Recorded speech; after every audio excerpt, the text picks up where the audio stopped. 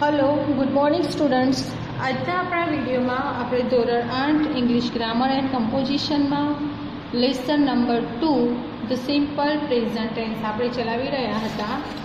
લેसन number 2 the simple present tense અને એની exercise આજે જોવાની છે। આપણે એની બધી સમજૂતી લઈ લીધી છે, બોર્ડમાં પણ આપણે ઘણા ઉદાહરણો લઈને સમજ્યા છીએ।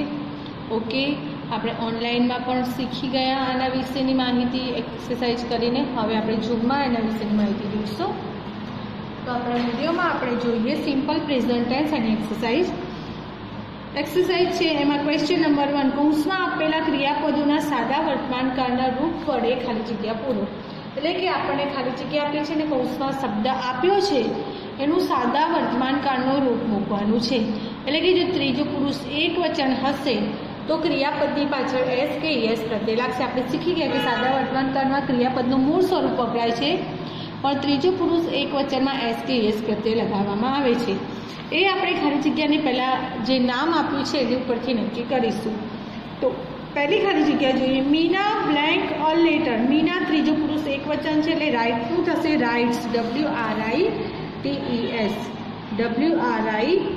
WRITES writes. ओके, सेकंड है वी ब्लेंक है फूटबॉल अने छे प्ले एटले रमवू। जो बहुवचन हमेशा क्रियापदनु मूळ रूप मूकी देवानुं तो आवशे प्ले नु play, PLAY। We play football, अमे फूटबॉल रमीए छीए। एना पछी छे अरुण एंड अमर, पछी छे ब्लेंक इंग्लिश। तमने आप्युं छे लर्न एटले शीखववू, लर्न सीखे छे। तो अरुण एंड अमर बहुवचन थयुं एटले जे क्रियापद छे एनुं मूळ स्वरूप ज एटले के लर्न मूकी दईशुं। Arun and Amar learn English, English शीखे छे, भणे छे। Next number 4, Gaurav blank home by bus. Go एटले जवुं, बस द्वारा जाय छे। गौरव त्रीजो पुरुष एक वचन एटले गो ની પાછળ આપણે લગાવીશું ES, गोस, કેમ કે નિયમ છે छेल्ले SSSSCHXKO होय तो यस लागशे, तो गोज। ओके, नेक्स्ट है Pooja blank me to swim. Pooja blank छे टीच एटले शीखवू। पूजा त्रीजो पुरुष एक वचन छे એટલે આની પાછળ ES પ્રત્યય लागशे। टीचीज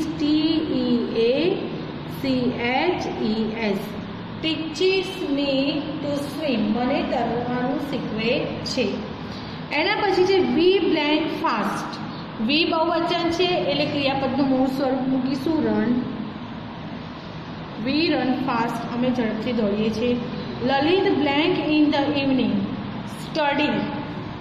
ललित पछी छे blank in the evening study.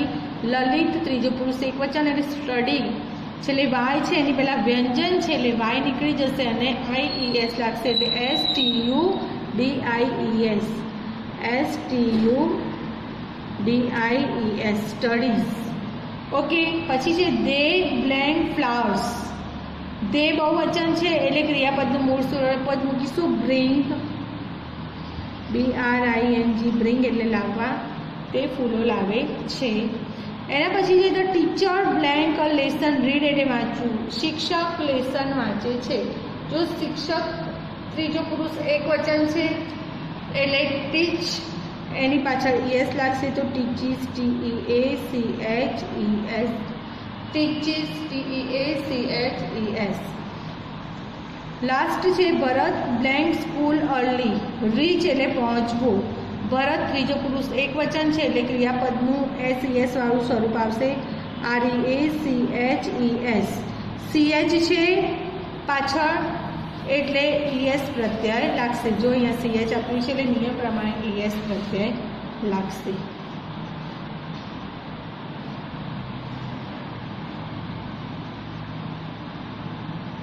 Okay, question number 2 છે, કૌંસમાં આપેલા શબ્દોનો ઉપયોગ કરી પ્રશ્નોના ઉત્તર લખો। તમને અહીંયા પ્રશ્ન આપ્યો છે અને કૌંસમાં શબ્દ આપ્યો છે તો એ શબ્દનો ઉપયોગ કરી આપણે જવાબ આપવાનો છે। ઓકે, पहलो क्वेश्चन है where do the farmers go. Where do the farmers go. जो मैं तमने अगाऊ पण समझाव्युं ए प्रमाणे जवाब लखीए त्यारे प्रश्नवाचक शब्द अने डू डज ए નીકળી જશે. ઓકે, હવે શું બચ્યું? The farmers go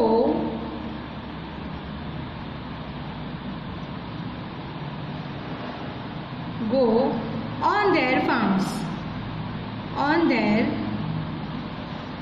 farms.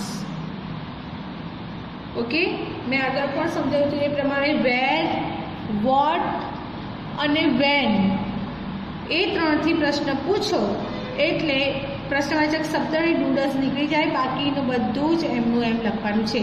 ફક્ત શું ધ્યાન રાખવાનું કે ક્રિયાપદ લખીએ છીએ એનું મૂળ સ્વરૂપ આવશે કે એસ કે એસ વાળું, એટલું ધ્યાન રાખવાનું રહેશે.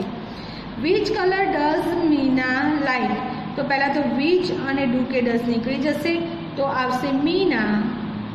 જો મીના ત્રીજો પુરુષ એક વચન છે એટલે લાઈકનું થશે લાઇક્સ બ્લુ. હવે પાછળ કલર લખીએ તો પણ ચાલે, પણ લખવાની જરૂર છે નહીં, બ્લુ કલરની જ વાત થાય છે એટલે ખ્યાલ આવી જાય. નેક્સ્ટ છે when do the children go to school? બાળકો ક્યારે સ્કૂલે જાય છે? તો ઇન ધ મોર્નિંગ, સવારે. તો વેન અને ડુ નીકળી જશે. શું આવશે? The children. જો બહુવચન નામ છે એટલે ક્રિયાપદનું મૂળ સ્વરૂપ જ આવશે અને આખું વાક્ય એમનું એમ go to school, go to school in the morning.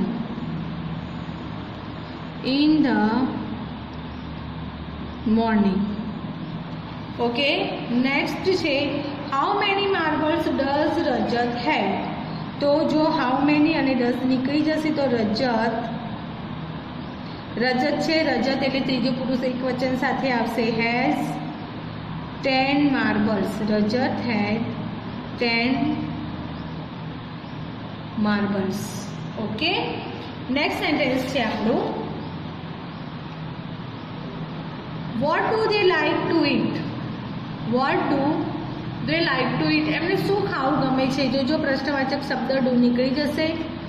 હવે દે બહુવચન છે, દે એટલે ક્રિયાપદનું એનું એ સ્વરૂપ આવશે અને આખું વાક્ય એમને એમ લખી દે દે like to eat fruits. They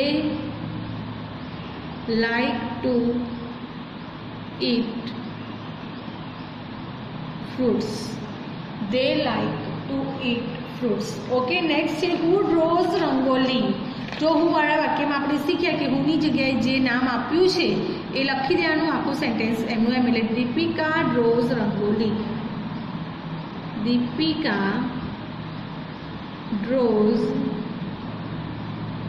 rangoli. RANGOLI. Okay, next sentence છે આપણું which game do the boys play?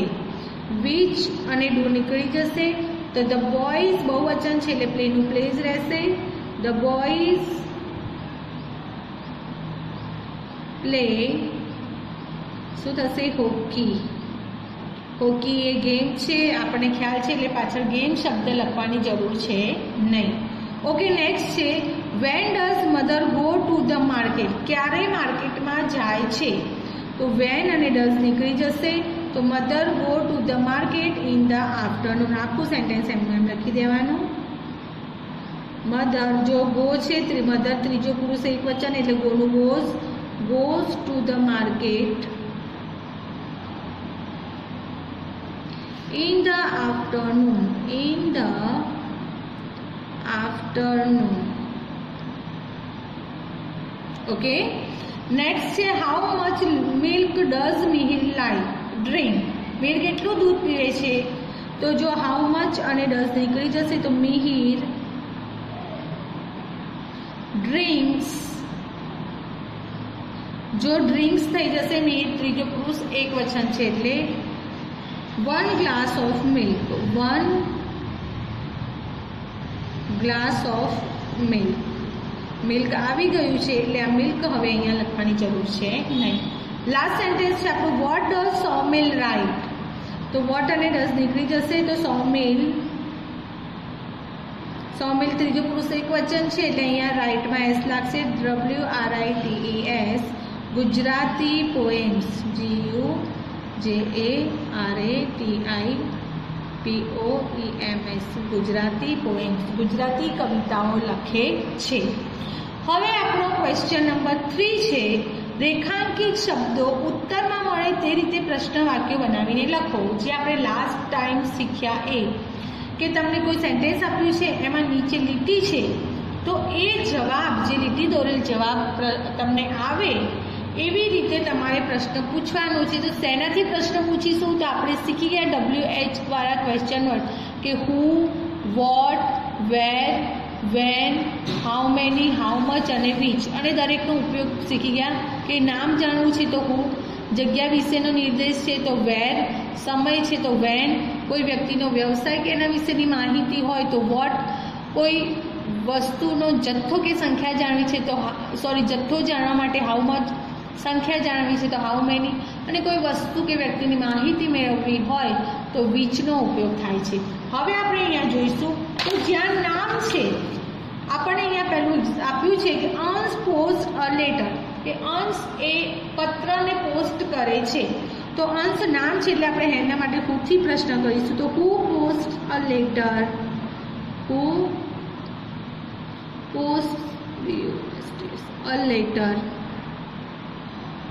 પાછળ પ્રશ્નાર્થ ચિહ્ન. હુ પોસ્ટ અ લેટર, પાછળ આવશે પ્રશ્નાર્થ ચિહ્ન. હવે છે અ લેટર તો શું પોસ્ટ કરે છે? તો શું માટે આવશે વોટ, અને આપણે આગળ શીખી ગયા એમ વોટ, વિચ, વોટ, વેર અને વેન, ત્રણ પછી તરત સહાયકારક ક્રિયાપદ ડુ કે ડઝ મૂકીશું. અહીંયા અંશ ત્રીજો પુરુષ એક વચન છે એટલે ડઝ મૂકીશું. અંશ પોસ્ટ. જો અહીંયા આપણે શું ધ્યાન રાખવાનું છે, હુ વાળા વાક્યમાં ક્રિયાપદ જે સ્વરૂપે આપ્યું હોય એ સ્વરૂપે લખાશે. બાકીના બધા જ પ્રશ્નાર્થ વર્ડ સાથે ડુ ડઝ નીકળશે એટલે ક્રિયાપદનું મૂળ સ્વરૂપ મૂકવામાં આવશે. ઓકે, બાકીના બધા સાથે ક્રિયાપદનું મૂળ સ્વરૂપ મૂકવામાં આવશે. હવે છે number 2, the children sing a song. The children નામ છે એટલે એની જગ્યાએ હુ, તો who sing a song, who sing a song, who sing a song. Next છે અ સોંગ, તો શું ગાય છે એટલે વોટથી પ્રશ્ન કરીશું. વોટ ડુ આવશે, કેમ કે અહીંયા બહુવચનનું નામ છે એટલે ડુ વાપરીશું. ધ ચિલ્ડ્રન સિંગ, ધ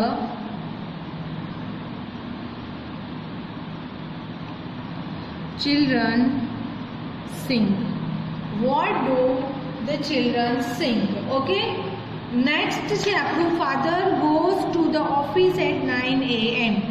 જો પહેલી અંડરલાઈન છે father નામ છે એટલે who વાપરીશું. who goes to the office at 9 AM. Okay. who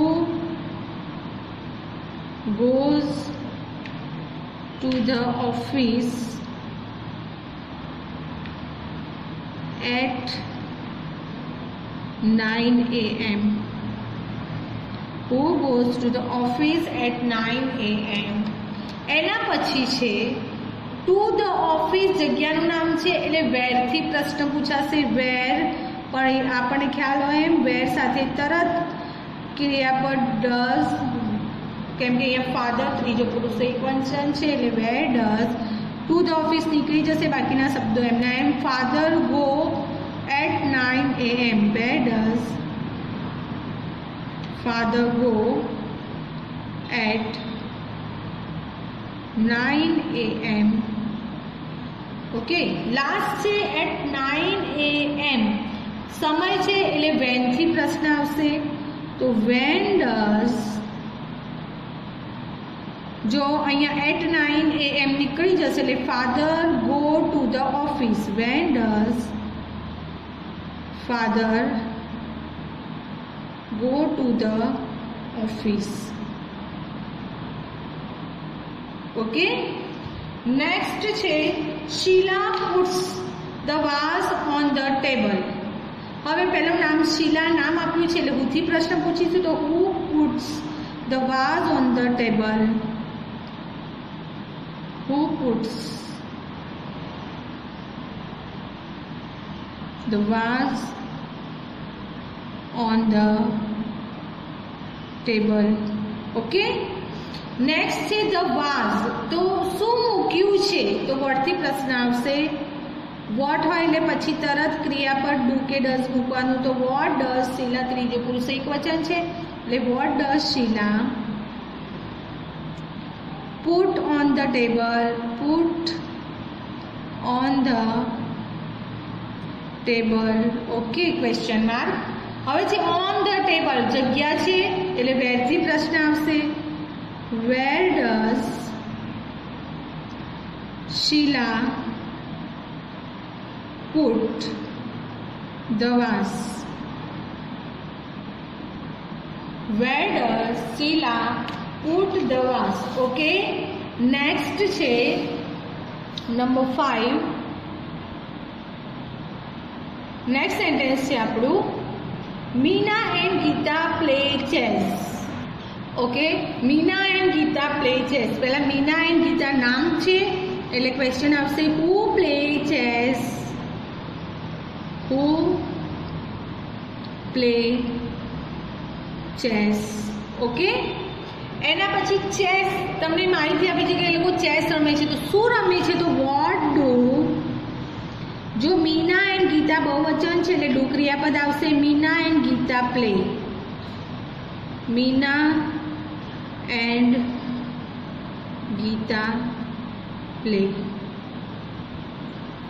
What do Meena and Geeta play? Rekha buys a new dress. Rekha નામ છે એટલે હુથી પ્રશ્ન આવશે who buys a new dress? Who buys a new dress? Okay, next છે a new dress. By એટલે ખરીદવું. શું ખરીદે છે એટલે વોટથી પ્રશ્ન આવશે. What does, જો રેખા ત્રીજો પુરુષ એક વચન છે એટલે ડઝ આવશે. Rekha buy. What does Rekha buy? Rekha શું ખરીદે છે? એના પછીનું સેન્ટેન્સ છે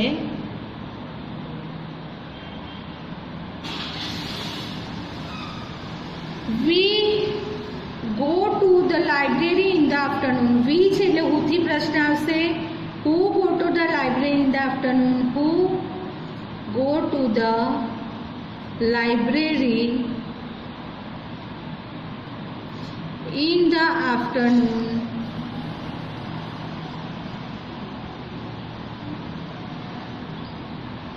In the afternoon. Okay. Next છે ધ લાઇબ્રેરી. આપણને અહીંયા જગ્યાનું નામ આપ્યું છે એટલે વેરથી પ્રશ્ન પૂછીશું અને વેર પછી તરત ડુ કે ડઝ ક્રિયાપદ આવશે. તો અહીંયા બહુવચન છે એટલે ક્રિયાપદ ડુ આવશે. Where do. હવે લાઇબ્રેરી માટે પ્રશ્ન પૂછે છે એટલે એ શબ્દો નીકળી જશે. We go to, where do we go in the afternoon. To નીકળી જશે. In the afternoon. Okay, where do we go in the afternoon? Okay, next sentence છે આપણું in the afternoon. બપોરે સમય દર્શાવ્યો છે એટલે આવશે WHEN, when. તો when do in the afternoon નીકળી જશે તો we go to the library. when do we go to the library? Okay, next sentence છે the dog runs after the cat. dog નામ આપ્યું છે તો who runs after the cat? નામ હોય એટલે હુથી આવશે. who runs after the cat? પાછળ પ્રશ્નાર્થ ચિહ્ન. ઓકે, એના પછી છે the baby drinks milk in the morning. the baby drinks milk in the morning.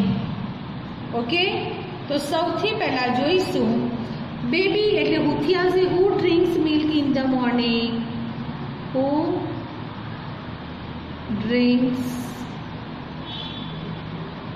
Milk in the morning. Next છે મિલ્ક. તો એના વિશે માહિતી પૂછી છે કે શું પીવે છે? તો વોટ ડઝ, જો ધ બેબી એક જ બેબી છે એટલે ડઝ આવશે. વોટ ડઝ અને અહીંયાથી મિલ્ક માટે પ્રશ્ન પૂછે છે, મિલ્ક શબ્દ નીકળી જશે. The baby drink in the morning.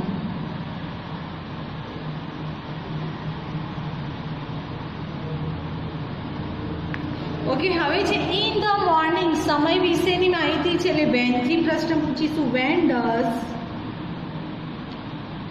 when does the baby drink milk? ક્યારે પીવે છે. ઓકે, નેક્સ્ટ સેન્ટેન્સ છે આપણું સાગર brings 10 kites. જો સાગર નામ છે એટલે whoથી આવશે, who brings 10 kites? who brings 10 kites? Okay, એના પછી 10, જો અહીંયા આપણને સંખ્યા પૂછી છે એટલે હાઉ મેનીથી આવશે ક્વેશ્ચન. તો હાઉ મેની, જો મેં તમને કહ્યું એ પ્રમાણે પૂર્ણ વાક્ય રચના શીખ્યા. વોટ, વેર, વેનની જોઈ. હવે હાઉ મેની, હાઉ મચ અને વિચની થોડી અલગ છે કે હાઉ મેની, હાઉ મચ પછી જે ના વિશે માહિતી પૂછી છે એટલે કે કાઇટ્સ, કેટલા પતંગ લાવે છે એ નામ આપણે લખી દઈશું. How many kites. ઓકે, અહીંયા ત્રીજો પુરુષ એક વચન છે એટલે does Sagar bring.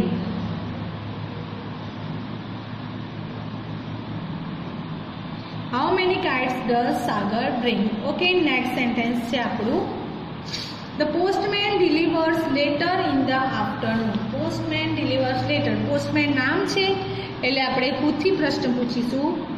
who delivers letters in the afternoon?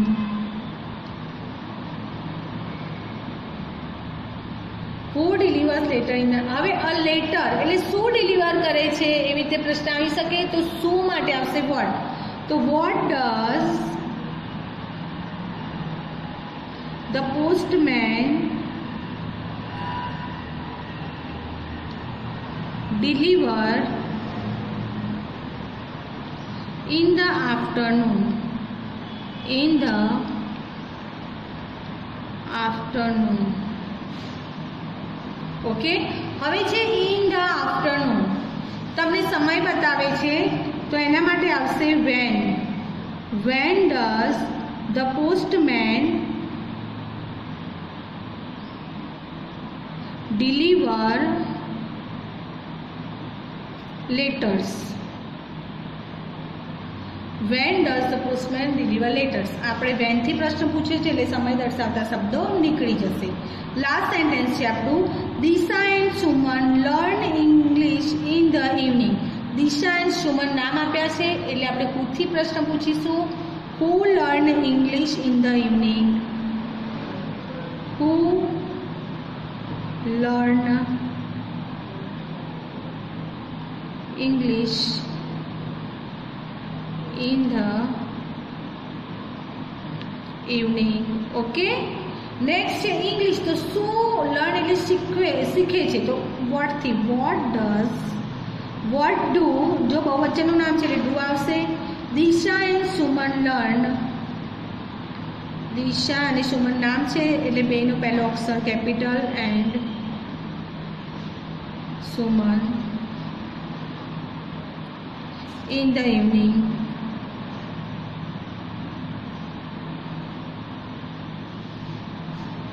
Okay, next છે ઇન ધ ઇવનિંગ, સમય છે એટલે આપણે WHE એન્ડ વેનથી પ્રશ્ન પૂછીશું કે વેન ડુ દિશા